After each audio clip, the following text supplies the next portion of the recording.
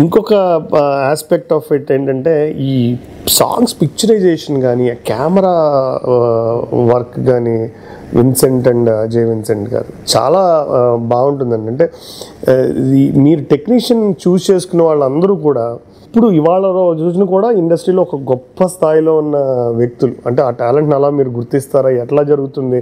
ఒక్కొక్క కెమెరామెన్ ఒక్కొక్క సినిమా చూస్ చేసుకున్నారు మీరు. యాక్చువల్గా ఒక యూనిట్గా వెళ్ళను. నాకు ఇదే కావాలి, వీళ్ళే కావాలి, సంతోష్ శివనే కావాలి, లేకపోతే ఇంకోటి కావాలి, అశోక్ మెహతా కావాలి అని వెళ్ళాను నేను. సపోజింగ్ నేను వెళ్ళిన కంపెనీలో ఇదివరకు పిక్చర్ ఒక అతను పనిచేశాడు, నేను వచ్చి అతను తీసేయను 100%. నాకు ఇతను కావాలి, నాకు నేను అసలు ఆ మాటకు వచ్చారు కాబట్టి నేను చెప్తున్నాను. నేను నా రెండో పిక్చర్ ప్రైవేట్ మాస్టర్ నేను సినిమా తీస్తున్నప్పుడు నిర్మాత అడిగాడు అనమాట, పిఎల్ రాయ్ గారు అసిస్టెంట్ ఉన్నాడు కదా కేఎస్ రామకృష్ణరావు, అతను పెట్టుకుంటే నీకేమైనా అభ్యంతరమా అన్నాడు. నాకేమీ అభ్యంతరం లేదు. నిజంగా ఇప్పుడు గర్వం అనండి, మీరు పొగరబోత్తనమండి, ఏమైనా అనండి, నేనేమనుకుంటానంటే నేను I'm not depending on he setups and all that. నేను రెండో సినిమా నేను చేస్తున్నాను, ఆయన సెటప్ చేసి పెట్టాలి, అది ఎట్నుంచి ఎటు చూడాలో కూడా ఆయనే చెప్పాలి నాకు అనేది నేను ఎప్పుడు డిపెండ్ కాను. అసలు ఆ మాటకు వస్తే రివర్స్లో నేను పెద్దవాళ్ళ దగ్గరికి వెళ్ళను. వాడు ఎక్కడ పేరు కొట్టేస్తాడు, ముందు నేనే సెటప్ చేశాను, నేనే ఇట్లా పెట్టాను, ఈ మూమెంట్ పెట్టాను, నేనే ఈ షాట్ పెట్టాను, వాడు దబాయించేసి నా మీద ఎక్కేసి ఐ నిజంగా చెప్తున్నా ఇవాళ I prefer just upcoming man so that he will be more sincere. బాగా చెయ్యాలి, చేస్తే మంచి పేరు వస్తుంది అనే పద్ధతిలో వాళ్ళు ఎడతారు. వాళ్ళు మనకి చాలు, సెటప్స్ అన్నీ నేనే పెట్టుకుంటా. ఓకే, మూమెంట్ కెమెరా ఇక్కడి నుంచి ఇక్కడికి మూమెంట్ ఉండాలా, ఒకప్పుడు కెమెరా ఈ సెటప్ పెట్టినప్పుడు ఏ ఆర్టికల్ ఎక్కడెక్కడ ఉండాలి, ఏది ఉంటే బాగుంటుంది, ఫోర్గ్రౌండ్లో ఏది ఉంటే బాగుంటుంది అని కూడా. సో అందువల్ల ఏమవుతుంది, లక్కీగా ఇప్పుడు పాటల పిక్చరైజేషన్ కూడా నేను పెద్ద గిమిక్స్కి పోను. ఐ వాంట్ ఇప్పుడు ఏదైనా పర్ఫార్మెన్స్ వైజ్గా డాన్స్ ఉందనుకోండి, ఒక 100 కట్లు కట్ చేయను నేను. వాళ్ళ టాలెంట్ తెలియాలి అంటే కొంచెం లెంగ్త్ ఉంటే తప్ప మొత్తం బిట్ అమ్మాయి చేసిందని ఉంటుంది. 2 బిట్లు కాలు ఒక్క షాట్ వేసి, మనకి దీనికో షాట్ వేసి, మొహానికో షాట్ వేసి అంతా వేస్తే బాగానే ఉంటుంది, స్పీడ్గా చేసింది అనిపిస్తుంది. అసలు ఒరిజినల్ స్పీడ్ ఉందో లేదో అమ్మాయిలో.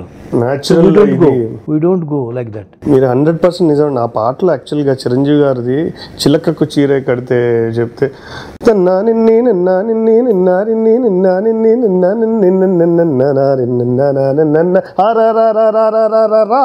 అనే చోట వరకు ఒకటే చేసేసి ఊరిని కెమెరా జర్కులు పెట్టి అవి పెట్టి ఇవి పెట్టి కొన్ని పాటలకు అయితే అవసరం ఉంటుంది.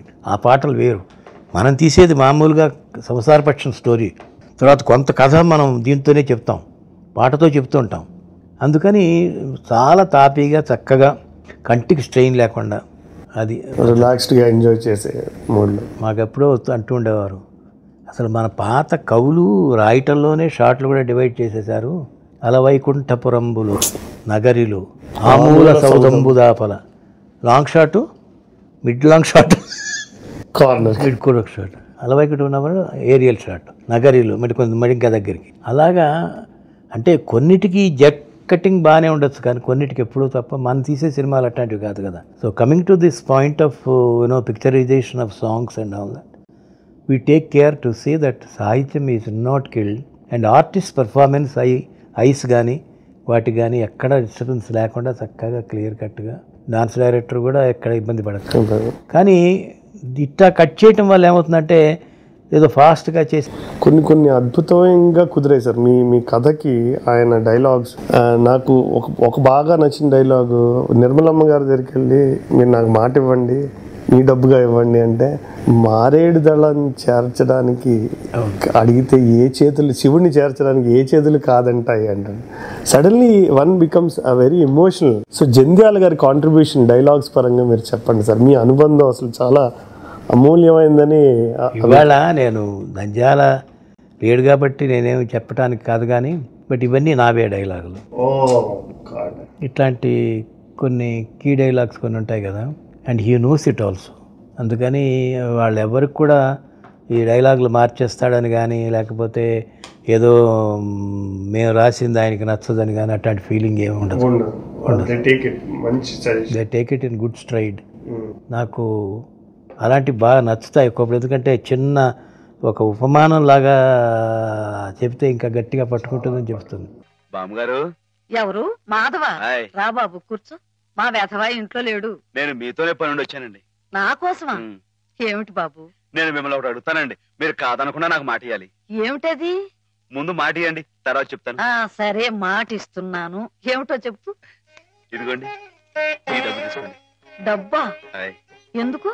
ఇది మీ డబ్బుగా బాబు గారికి మీరు ఇవ్వాలి. నా డబ్బుగా బాబు గారికి ఇవ్వాలా? హాయ్. ఎందుకని? లలితమ్మ గారికి మంచి పెళ్లి సంబంధం కుదిరిందండి. 50,000 దాకా కట్నం అడిగారు. ఆ డబ్బు కోసం బాబు గారు ఇల్లు అమ్మేస్తున్నారు. ఇల్లు అమ్మేస్తే ఆయన ఏమైపోతారు పాపం? అందుకే కదండి ఈ డబ్బు ఇస్తున్నాను. నాకు ఎప్పటి నుంచోనండి బాబు గారి పుస్తకం వచ్చేయించాలన్న చిన్న ఆలోచన ఉందండి. ఆ కోరిక ఉపయోగించుకుని ఈ డబ్బు బజార్ కింద ఇచ్చామనుకోండి, ఆ పెళ్లి ఖర్చుకి ఉపయోగపడుతుంది, ఆ ఇల్లు నిలుస్తుందండి. అవును, ఇంత డబ్బు ఎక్కడిది నీకు? అప్పు చేశావా? నాకు ఆవులున్నాయి కదండి, అందులో కొన్ని అమ్మేశానండి. మిగతావేమో బేరం పెట్టాను. ఇలా అన్ని అమ్మేసుకుంటే నువ్వేం తిందామని? వాళ్ళెవరే, మీరంతా లేరేంటండి? మీ ఇంటికి వస్తే ఓ ముద్ద పెట్టరా? నాకు ఈ సాయం చేసి పెడతారు కదండి. మారేడు దళం శివుని పాదాలు తాకాలంటే ఏ చేతులు కాదంటాయి? ఎంత దొడ్డ మనసురా నాయనా నీది. అలాగే హాస్పిటల్లోకి వచ్చిన తర్వాత శరత్ బాబు అడుగుతాడు, ఏంటి ఇది అంటే, లంకకు చేరితే హనుమంతుడు, సీత చేరితే హనుమంతుడు చేతులు ముడుచుకుని ఎలా కూర్చుంటాడండి. అక్కడ ఎస్పెషల్లీ అక్కడ చాలా బాగా చెప్తాడు ఆ డైలాగ్. శరత్ బాబు వచ్చి ఎందుకు చేసావు ఇలా నువ్వు అంటే, నాకు మాత్రం మీరు లేరా బాబు, అక్కడ కోదండరాముడు ఉన్నాడు, కోదండరాముడు మీరు లేరా నాకు.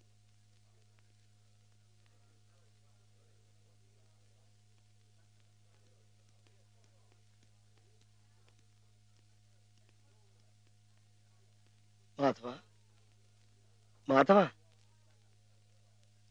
నీకోసం శ్రీపతి గారు వచ్చారు.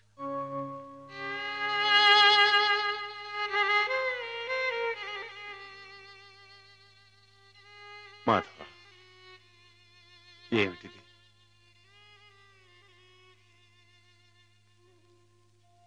ఏ జన్మ పాపం, ఏ దురదృష్టం హేమ రాకూడని చోటికి చేరుకుంది.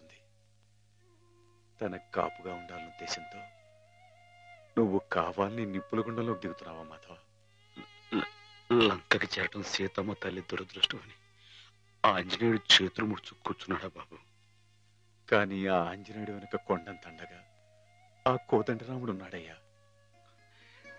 నాకు మీరు లేరా బాబు? ఎవరికెవరు ఏ లోకంలో ఎవరికి ఎరుక.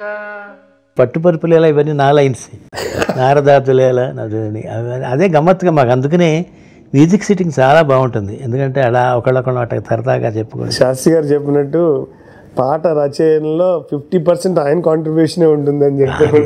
అది సరదా కాబట్టి సరిపోతుంది అక్కడికి. ఎంత బాగా వచ్చిందో అసలు రచన కూడా చక్కటి సాహిత్యం.